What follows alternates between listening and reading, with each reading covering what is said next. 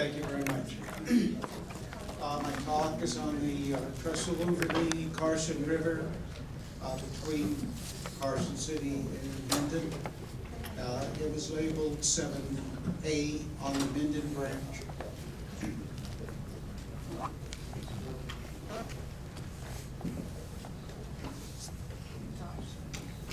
Say something. Hello.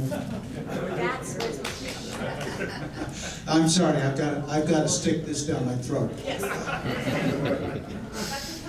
I'll try. Just raise your hands if you would like it louder, and I'll watch the back, and I'll try to see it. Okay, I'm building an HO layout. I've been modeling HO scale for many, many years, since 1959, and never had a layout. I wanted one with the V&T era, the V&T location, but I didn't want the V&T because it's too many things to model, too big. Bob has done the epitome of that.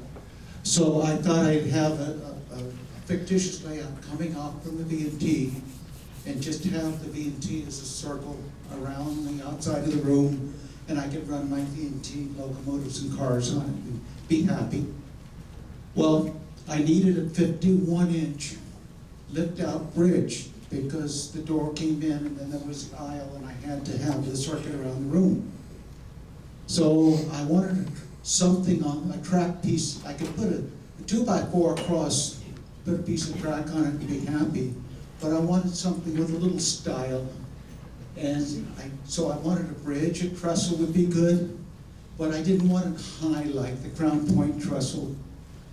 I saw a photo in Warman DeMoro's book, and it showed the bridge over the Carson River, south of Carson City, and it looked pretty good. So I thought, well, I can build that. And like Mike mentioned, I had looked at some of the bridges north of Washoe City. And so I figured it looks like those, so maybe I can do it. Well, looking at the photograph, the bents and stringers looked similar to those in Washoe County, Canyon, Allen Canyon, whatever they call it now. And they had, let's see if I can point out, 17F had 2 plumb posts. You know what I mean? This one has 4. 1, 2, 3, 4. So here you can see these. And that's a little bit different than I was used to, so I had to figure that out. And 2 batter posts. The batter posts are the outside posts sort of bracing against falling sideways. The post appeared to be 12 inches square. Now I'm not arguing 12 versus 14 inches. I'm a model roller. I'll make do with 1/8-inch square strip width. All right, and 2x10 sway bracing. It might be 3x12. It might be whatever. It will do. All right. So we're not being too specific. Just close enough. The bins were about 15 feet apart. Now that's what they were on 17F. That's what they were on some of these other bridges. And so I thought that would be close enough. The height from the water to the top of the bent, the cap post there, was about 9 feet. And I figured that out by printing out the photograph and measuring. I said this post, this cap is 12 inches square. I could be wrong. And then I measured the height for each one of these bends, because they're further from the camera, they shrink. So I'm getting down to millimeter, 1/10 of a millimeter, measuring the ratio of the height of the cap to the height of the stringer at that point to the height of the cap above the water.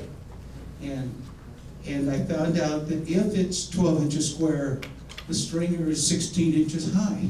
Well, that's good. That's what it was in 17F. 8 by 16-inch boards, 3 together with the 3-inch spacers made the the stringer. And 9 feet above the water was something I could use for my model. I like that.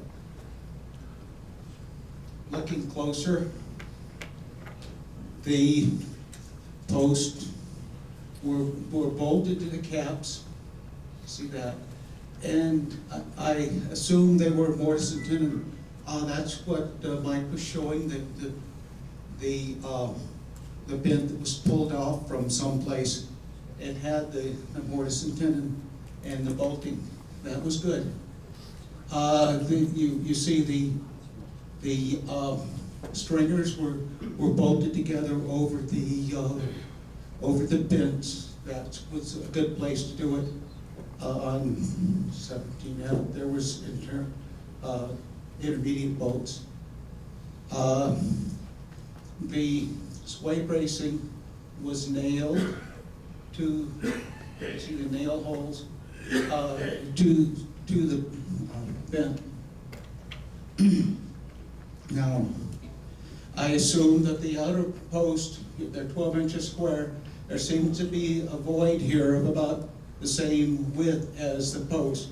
So from here to here, probably twice the size of one bolt, one post.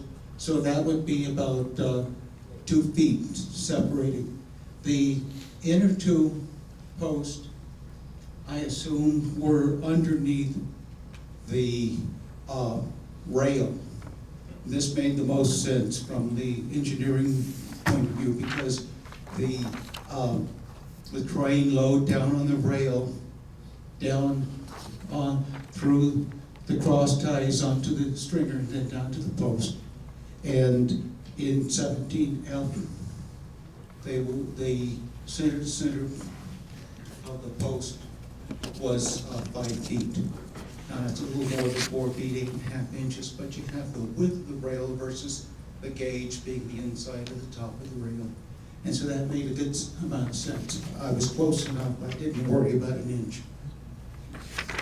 All right, now the batter post, these posts. I measured those on 17F. The old square post had a 1 to 3 batter. It meant you go out 1 and you go down 3. And I think that was a reasonable estimate for this bridge. The caps, at first I estimated these were about 14 feet long because you had the extra pile. You want me to speak louder or you hold it closer? Hold it closer, okay. All right. I think now the posts are about 12 feet long. I mean the caps. The ties, I didn't know how long they were. They went out beyond the stringers. So I think now that they're likely 8 feet long, and that seems to fit the proportion from this viewpoint. I didn't like how far the outer stringer was, but I think that that's pretty close. The stringers were 17F spacing, and that there were 3 stringers. In fact, later I confirmed they were. I have a drawing, shows the details. I won't go through this. If you have questions, my address, phone, email are on the handout.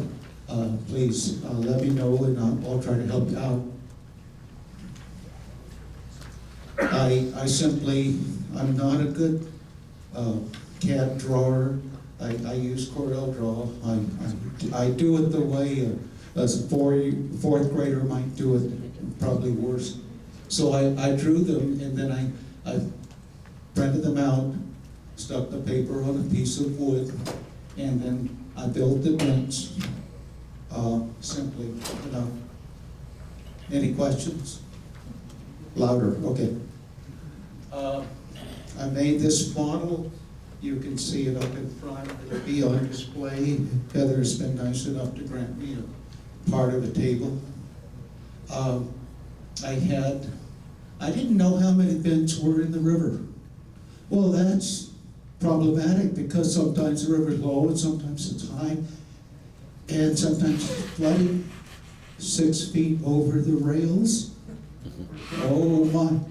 I didn't know just how the details were. There wasn't a lot to go on. I just had that one picture from Warman tomorrow, and I found another picture in Mallory Hope Farrell's book. And here's the Farrell's book. You see, this is an excursion, and the river's higher than the other picture. Instead of 9 feet, it might be 5 feet above the camps. Below the camps, I'm sorry. And then you got something else, the approaches. They're different. It's not a real lot of detail in the photograph. And so I built the approaches the way I suspected they might be. I just built this without the batter post, and I built them 5 feet high. And later I found that these were horrible. Okay, I had mud seals, I didn't know any details. Well, some of the pictures I had, the stringer bolts I showed you, I could model that. 16-inch stringers, that's good. And of course, over the years, there's lots of repairs. They tear things out, put new things in. Well, thanks to Stephen. He provided me some unsolicited information. And I had already built the bridge in the lift-out section, and I was in the process of adding the scenery. And he provided me photographs and the 1949 engineering reports. What a surprise. I was so off. I just about trashed my bridge. It's not an accurate model of the Carson Trestle. Thank you, Stephen. So, rather than building a prototype, I decided this bridge is an archetype. It represents what the bridge looked like.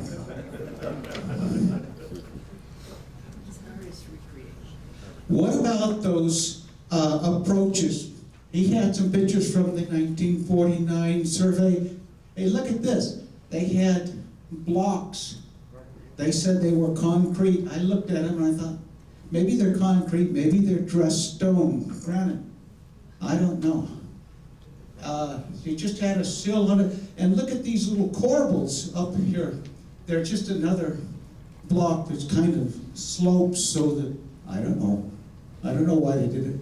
So that the top of the trapezoid is just a little bit wider than the stringer. The stringer's 30 inches wide, so the trapezoid might be 36, 40, I don't know.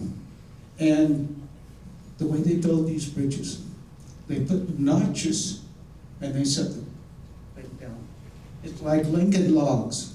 So they hold together when the train is shaking it. All right? And they had these, you see these nuts there? There's a piece of a strap and there's bolts going down. They were holding the sill into the concrete or dressed stone. I'm not too worried about which it is. You paint them about the same either way. And then over the years, that wasn't enough. They added these jacks, braces, just, I don't know, a 12 by 12 supported by some things on, there's no suit, there's no foundations, it's just on scrap pieces jacked up. All right? So I modeled some of that. And all right, and you can find these models, they were done the last week and a half. They don't have any scenery. I just tried to fix what went wrong in my initial concept. All right. And for the first time, I looked at one of Stephen's pictures, and look at this. there, and so on. Tension rods. You've seen the tension rods on the Crown Point Trestle. They were trying to hold it, but it was shaking and rattling. They did that for this one too. So, despite putting notches in, the cross ties have notches, the stringers have notches, the caps have notches all the way down. They were still shaking. So, no, wrong one. Push this one. All right, and then there's another picture Stephen provided me. The southern bends of the approach bends were different from the northern approach bends. Oh my, oh my. They had the stringers resting directly on these mud sills that are bolted the same way to the concrete. Now, all right. Well, what a strange bridge this is. It's got all sorts of things. All right, and here, I dubbed this guy Lucius Beebe. It might be Stephen Drew, but I don't know. And I'm not too sure who this guy is. If he's here, stand up and wave. All right, they were examining the details of the approach bends. And here it's simply modeled. You just have the stringers on top of a 12 by 12, 8-inch square in HO scale. And then I just got a piece of styrene and I drew these bolts onto the thing. Really, really easy. All right.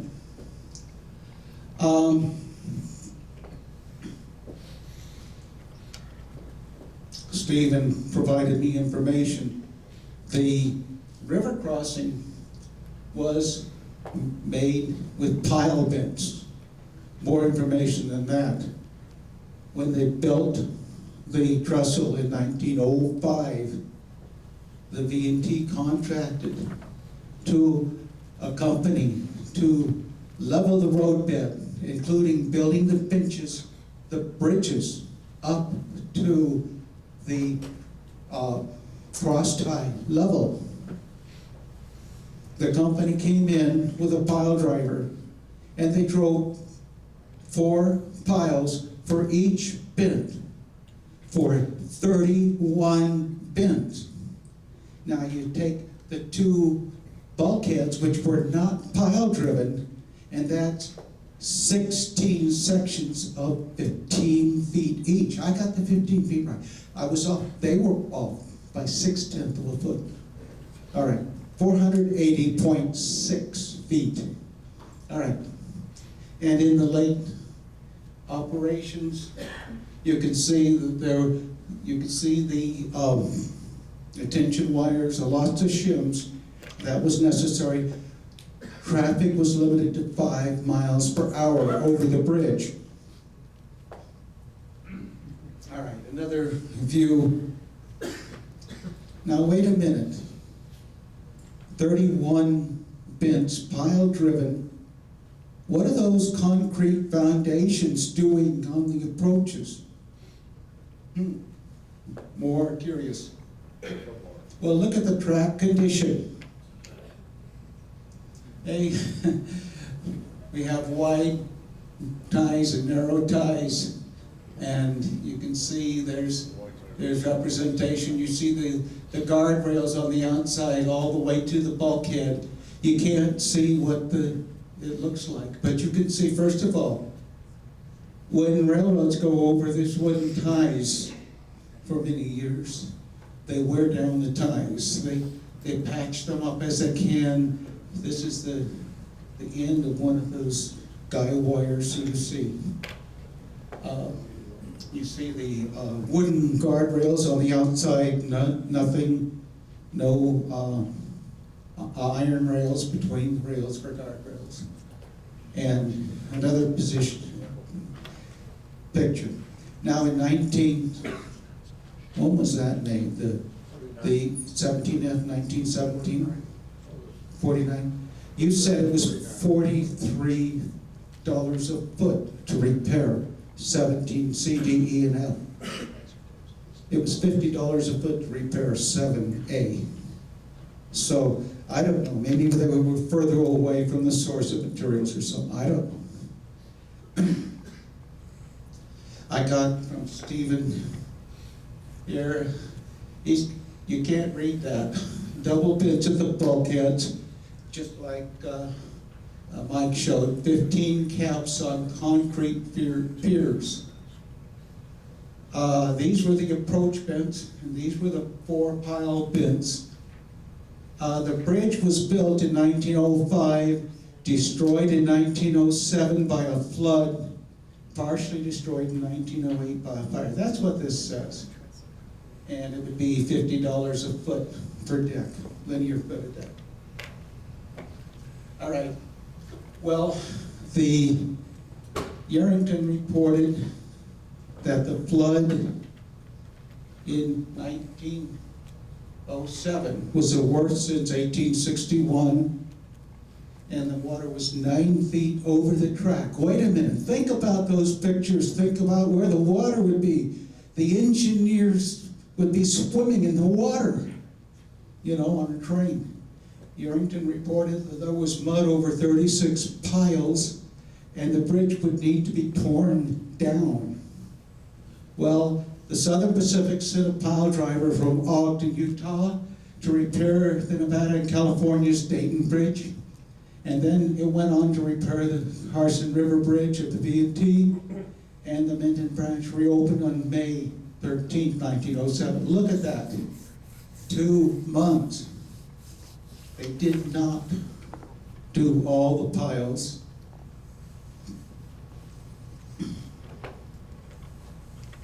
On closer inspection, I noticed some round posts here. There's a few others back there. It might be hard to see.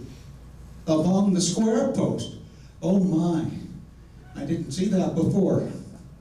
Those poles may have been original piles that survived. The Southern Pacific pile driver drove new piles in essentially exactly where the old piles had been. Now, how did they do it? I don't know. Anybody has an engineering degree, they may help me out. The posts were added later. Wait a minute. 2 years later, they added square posts? I don't know. We have a lot of questions.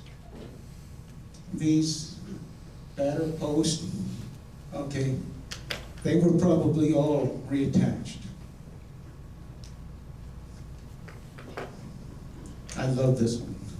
In Warman DeMauro's book, one of the batter posts, they got the cut to fit on the angle, but then they put it in upside down or backwards or whatever you call it. The foreman was not watching. All right, so that's pretty much all of it. I started by building a simple bridge, and then Steve gives me all this new information. I think that they cut down the damaged post on the approach, and they put concrete, which would probably be easier than stone. And then they tied down the mud seal, they call it, on that. And then they went up from there on the approaches. Now, some time ago, I was up at the University of Nevada Special Collections Library, and they have diagrams of all the cattle guards on the V&T. Who's done a study of the cattle guards on the V&T? Oh my, yeah, a lot of people here. On the original line built 1869 to 72, there were 6 styles of cattle guards.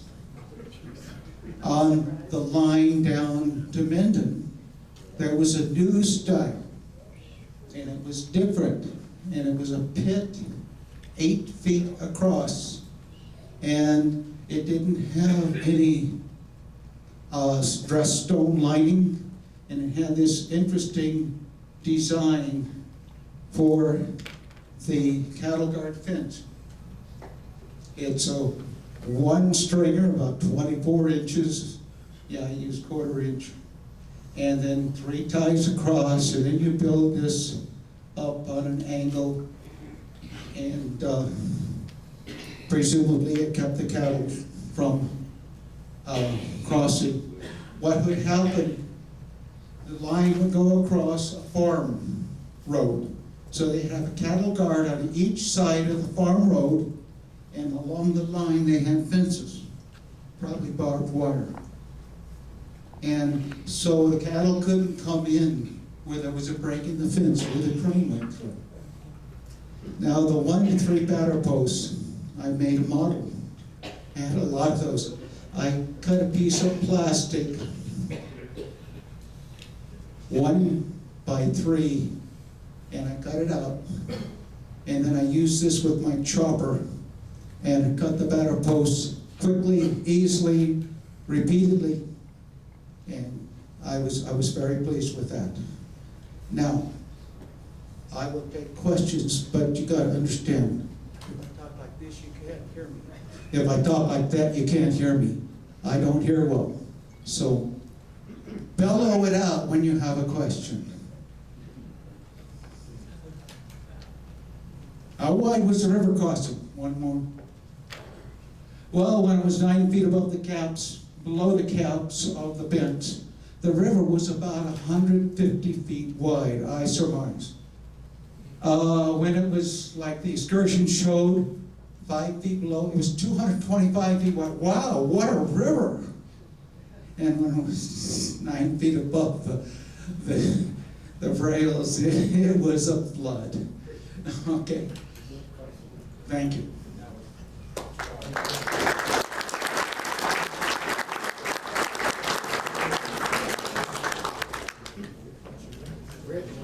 Yes. Did you build the batter post that was put in the wrong way? Did I build the what? The batter post that was put in backwards, did you build that in there? Check it out, I did. Thank you. Yes. Is there anything left of the bridge today? I haven't seen it. I walked as far as I could from the south side, and there's a construction fence and everything. I didn't see any remnants. I couldn't get to the river. I don't know. Maybe you could raft down the river and check. I don't know.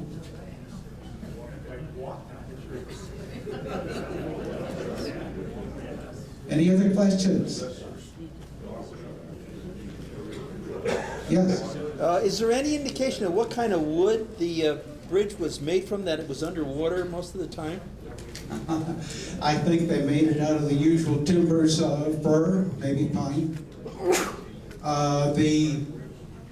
The bridge at Steamboat Springs, right at the end of the depot area, its stringers were made of redwood.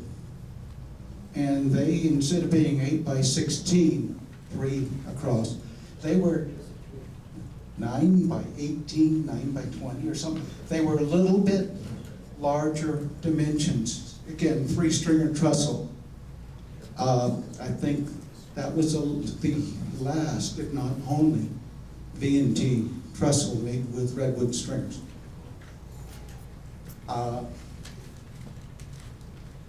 Yeah, I don't know whether they clean barnacles or whatnot off the posts in time. Any other questions? Yes. Yeah, our Carson in Colorado, the remnants of our trestle in Dayton, every time there's a big flood, it'll wash the sediments away from, we may have lost it all now, but there were pilings still buried in the mud, and as long as they stayed buried in the mud, because it's anaerobic down there, they've maintained. That's right. But then you'd have a big flood like the one that took half our house down it, and we've had up close and personal in these floods. And once they got out of the mud, then they just rotted away right away and fell apart. So whether we've got anything left, because it's been scoured so many times, there may be nothing down there now. That's a good point. I know in Boston they put a lot of homes in the back bay, interesting term. They filled it in and it was underwater. And the pilings lasted forever. And then the water table dropped. And now they're rotting. So it's probably the same. Yeah. Thank you. Yeah. One more, did Somebody you ever said- try to do a Google satellite view of the river there? I'm sorry? A Google satellite view of the river to see if there's anything left. Hey, how about that, Mike? I haven't looked for that one. We could do that. Do you want to do it? You can do it later on tonight. It's a possibility. It's right at the extent of the resolution, you know. You might have better luck with your county auditor. I'm sorry? You might have better luck with your county assessor.